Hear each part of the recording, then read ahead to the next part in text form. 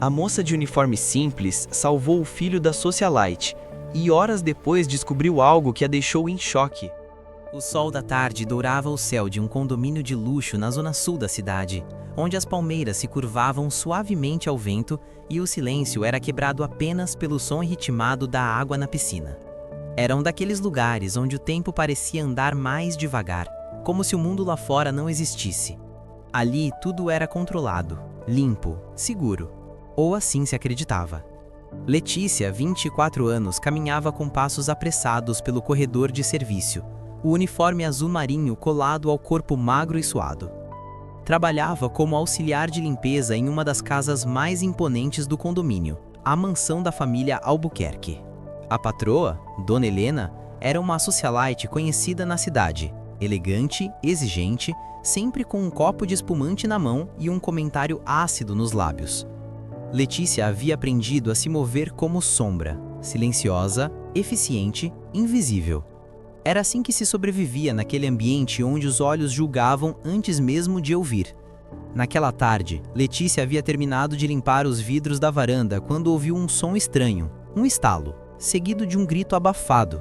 Correu até a janela e viu o pequeno Arthur, de apenas 4 anos, debatendo-se na piscina. Estava sozinho, sem boias, afundando. O tempo congelou por um segundo. Sem pensar, Letícia correu escada abaixo, atravessou o jardim e se atirou na água. Vestida, de tênis, sem evitar. Puxou o menino com força, o coração batendo mais rápido que o próprio medo. Ele tossia, chorava, mas estava vivo. "Arthur!" gritou Helena, surgindo do nada, o salto alto afundando na grama. "Meu Deus, o que aconteceu?" Letícia, ainda ofegante, segurava o menino nos braços. Estava encharcada, o cabelo grudado no rosto, o uniforme colado ao corpo. "Ele caiu, estava sozinho", murmurou. Helena pegou o filho sem sequer olhar para Letícia. O abraçou com força, chorando, e correu para dentro da casa, gritando por ajuda, por médicos, por alguém. Letícia ficou ali, sozinha, com um corpo tremendo e a alma em silêncio. Ninguém agradeceu. Ninguém perguntou se ela estava bem, mas ela havia salvado uma vida. Naquela noite, enquanto voltava para casa de ônibus, Letícia sentia o cheiro do cloro ainda impregnado na pele. Pensava no menino, nos olhos assustados dele, no modo como se agarrou a ela. Pensava também em como a patroa sequer lhe dirigira uma palavra depois daquilo. E pensava, acima de tudo, em como a vida era estranha. Às vezes, você salva alguém e continua invisível. Mas o que Letícia não sabia era que aquela tarde mudaria tudo, porque horas depois, ao chegar em casa, ela encontraria um envelope embaixo da porta. E dentro dele, uma carta que revelaria um segredo enterrado há anos, um segredo que ligava sua vida àquela família de um jeito que ela jamais poderia imaginar, e que a deixaria em choque. Letícia entrou em casa com os pés molhados e a alma cansada. Morava em um pequeno apartamento no Capão Redondo, onde o barulho dos vizinhos e o cheiro de comida no corredor eram parte da rotina. O sofá velho a esperava como um abraço silencioso, mas antes que pudesse se jogar sobre ele, notou algo no chão, encostado à porta. Era um envelope bege, sem remetente, com seu nome escrito à mão: Letícia da Silva. A caligrafia era firme, elegante, como de alguém acostumado a escrever com um caneta tinteiro. Ela franziu a testa. Ninguém lhe mandava cartas, nem contas vinham assim hoje em dia. Sentou-se à mesa da cozinha, abriu o envelope com cuidado e puxou uma folha dobrada em 3 partes. O papel era grosso, de boa qualidade, o tipo de papel que não se encontra em papelarias comuns. A carta começava sem rodeios. Letícia, se você está lendo isso é porque a verdade não pôde mais esperar. Há muitos anos uma decisão foi tomada por pessoas que acreditavam estar protegendo o que era certo. Mas o tempo cobra sua conta, e a verdade sempre encontra um jeito de emergir. Você precisa saber quem é, precisa saber de onde veio. Seu nome verdadeiro não é apenas Letícia da Silva. Você nasceu Letícia Albuquerque. O mundo parou. Ela leu e releu aquela frase como se as palavras pudessem mudar, mas estavam lá, cravadas no papel como uma ferida aberta. Você é filha de Helena Albuquerque. Ela engravidou aos 17 anos, de um funcionário da casa de seus pais, um rapaz simples, mas honesto. A gravidez foi escondida, abafada, e você foi entregue a uma mulher chamada Dona Cida, que trabalhava como cozinheira na época. Ela te criou como filha, com amor e dignidade. Mas o sangue que corre em suas veias é o mesmo que corre nas veias de Arthur. Você é irmã dele. E ela, Helena, sabe disso. Letícia deixou a carta cair sobre a mesa. As mãos tremiam. O coração batia tão forte que parecia ecoar nas paredes da cozinha. Isso não pode ser verdade, sussurrou. Mas no fundo, algo nela sabia. Sempre houve uma ausência em sua história. Dona Cida, que já havia falecido há 2 anos, nunca falava sobre os primeiros meses de vida de Letícia. Dizia apenas que a encontrou num momento de milagre.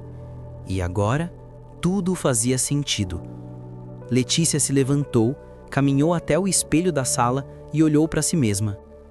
Pela primeira vez, viu traços que não reconhecia.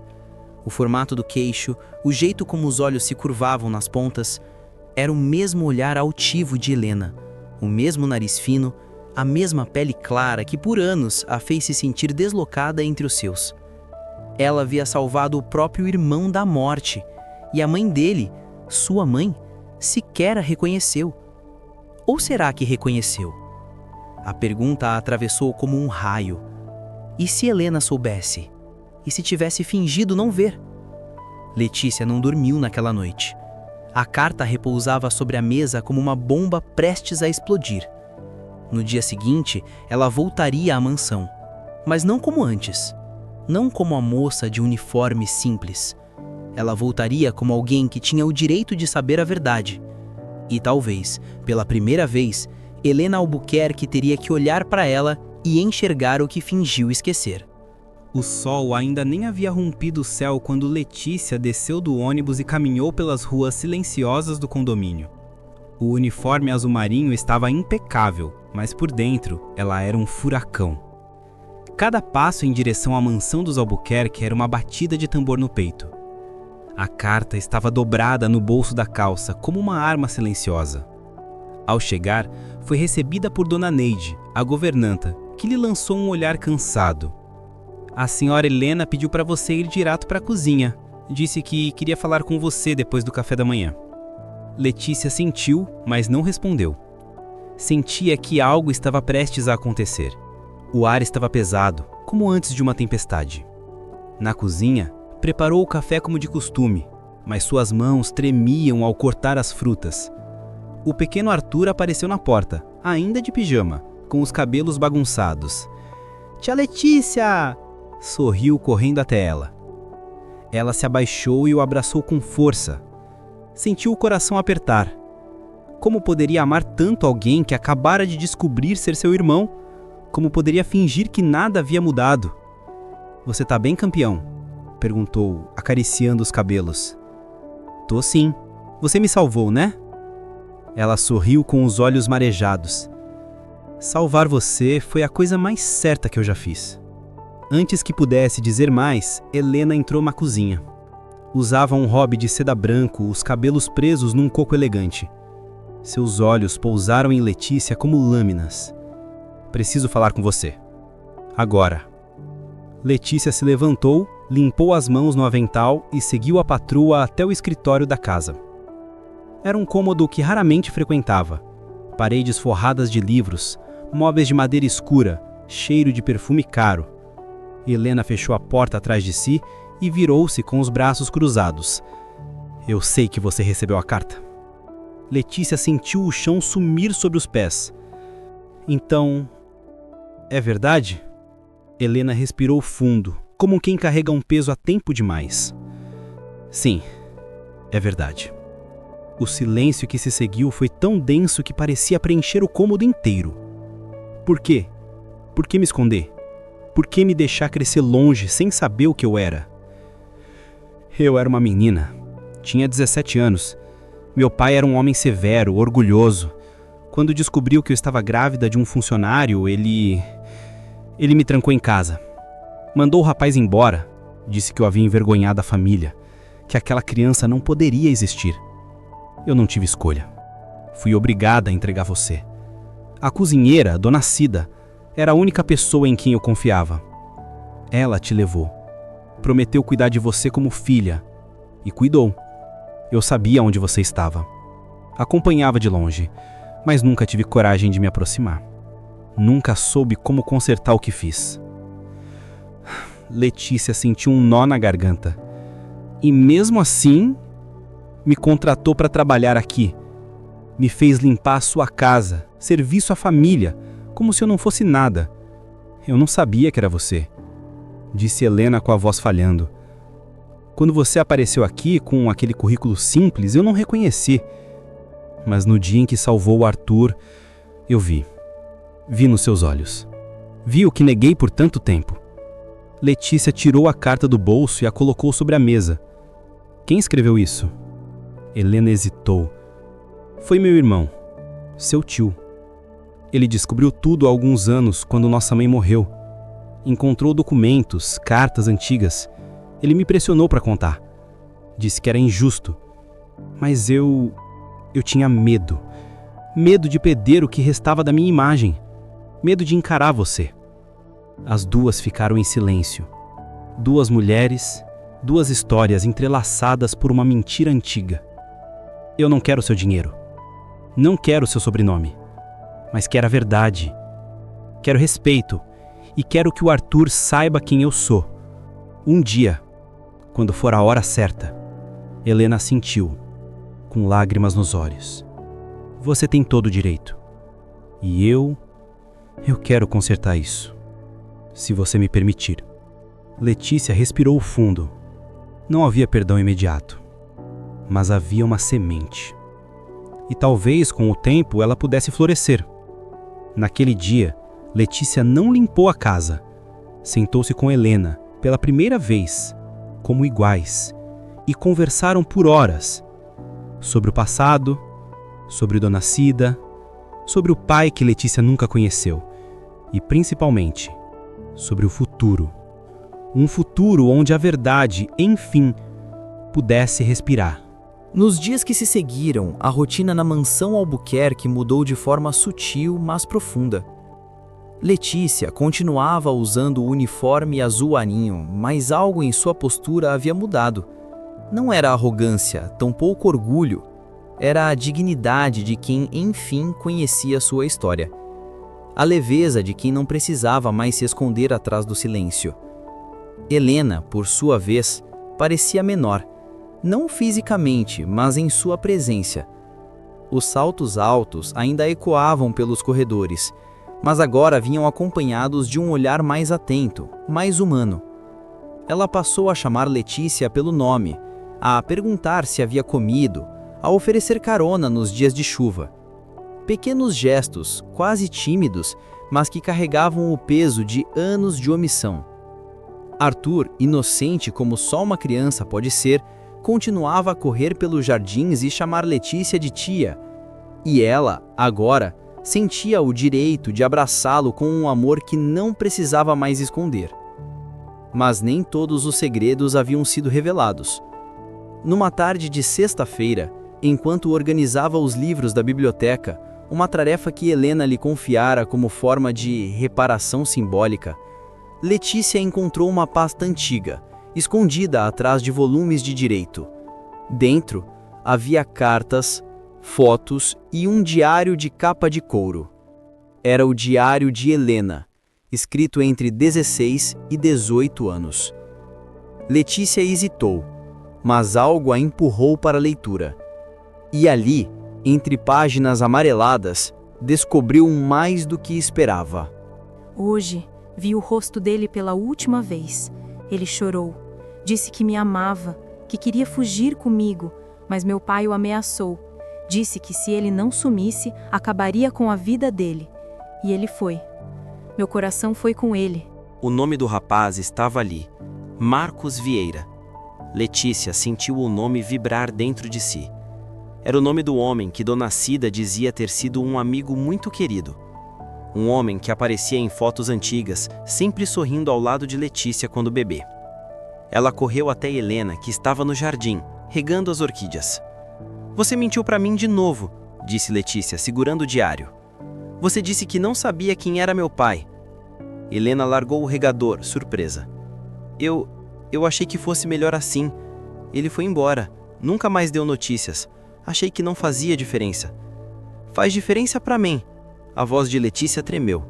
Ele é parte de mim. Eu tenho o direito de saber quem ele foi, onde está, se está vivo. Helena abaixou a cabeça, vencida. Ele tentou voltar, anos depois, mas meu pai o expulsou de novo. Eu nunca tive coragem de procurá-lo, mas sei onde ele mora. Ele vive em Campinas. Casou-se, tem outros filhos. Mas nunca esqueceu você. Eu sinto muito. Letícia sentou-se no banco de pedra ao lado da mãe. O silêncio entre elas não era mais de rancor, mas de luto. Luto por tudo que poderia ter sido. Eu quero conhecê-lo, disse por fim. Não para cobrar nada, só para olhar nos olhos dele, saber de onde vim. Helena assentiu. Eu te levo, se você quiser. E assim, no domingo seguinte, as duas pegaram a estrada. Duas mulheres, antes separadas por um abismo de classe, de silêncio e de dor, agora lado a lado no banco de um carro, partindo em busca de um homem que era metade da história de Letícia. A viagem foi silenciosa, mas não desconfortável. Era como se o tempo finalmente estivesse permitindo que as rachaduras do passado fossem preenchidas com algo novo. Não era perdão ainda, mas era o começo. Ao chegarem à casa simples de Marcos Vieira, Letícia desceu do carro com o coração na garganta. Helena ficou no carro, respeitando o momento. Marcos abriu a porta com um olhar cansado, mas gentil. Tinha cabelos grisalhos, mãos calejadas e olhos que, ao ver Letícia, se encheram de lágrimas. Letícia? Ele sussurrou. Ela apenas assentiu, sem conseguir falar. Ele o abraçou, forte, como quem segura um tempo perdido. E naquele abraço, Letícia sentiu algo que nunca havia sentido antes: pertencimento. O abraço entre Letícia e Marcos durou mais do que palavras poderiam suportar. Foi um abraço de 24 anos de ausência, de perguntas sem resposta, de um amor que nunca teve chance de nascer.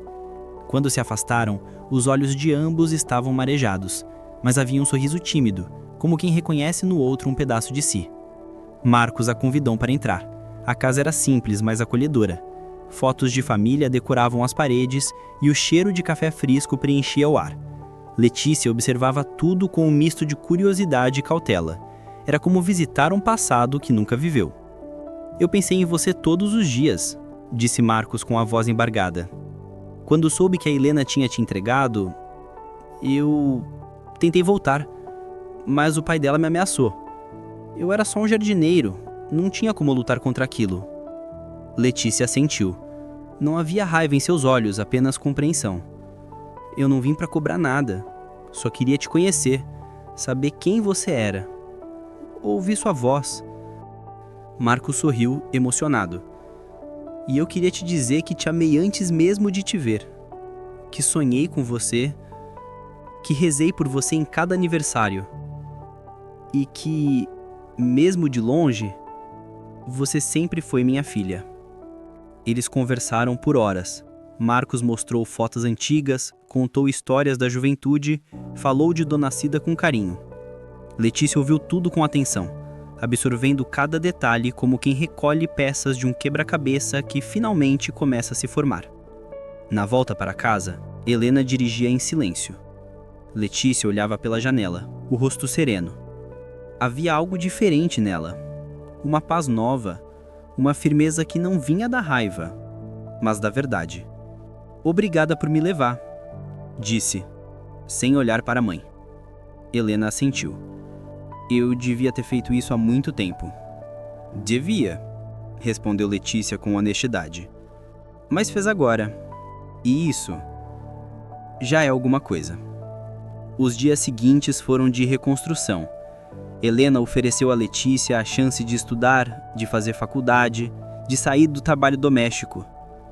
Letícia recusou, ao menos por enquanto. Queria conquistar as coisas por si mesma. Mas aceitou uma ajuda, uma carta de recomendação que a levou a um emprego como assistente administrativa em uma escola do bairro. Arthur continuava a chamá-la de tia Letícia, e agora o título tinha um peso ainda mais bonito. Helena aos poucos passou a convidá-la para almoços em família, a incluí-la em conversas, a apresentar Letícia como alguém muito especial. O segredo, antes enterrado, agora era uma ponte. E Letícia, que por tanto tempo se sentiu invisível, agora era vista. Não como empregada, não como uma sombra, mas como filha, como irmã, como mulher inteira. Certa tarde, sentada no banco do jardim onde tudo havia começado, Letícia observava Arthur brincar com um carrinho. O sol dourava o céu, e o som da piscina agora era apenas um fundo tranquilo. Helena se aproximou, sentou-se ao lado e ofereceu uma xícara de chá. "Você me perdoa?" perguntou com os olhos baixos. Letícia pensou por um momento, depois respondeu com calma. "Ainda não, mas estou aprendendo a entender. E talvez um dia o perdão venha, quando a dor parar de doer tanto." Helena assentiu, respeitando o tempo da filha. "Eu espero por esse dia. E até lá, quero fazer por merecer." Helena sorriu, olhando para o céu. "A verdade tem um jeito estranho de libertar a gente, né?" "Tem. Dói, mas cura." E ali, naquele jardim onde o passado quase se afogou, duas mulheres sentaram-se lado a lado, não como patroa e empregada, mas como mãe e filha. Como duas sobreviventes de uma história que, apesar de tudo, encontrou um jeito de se reescrever. Porque às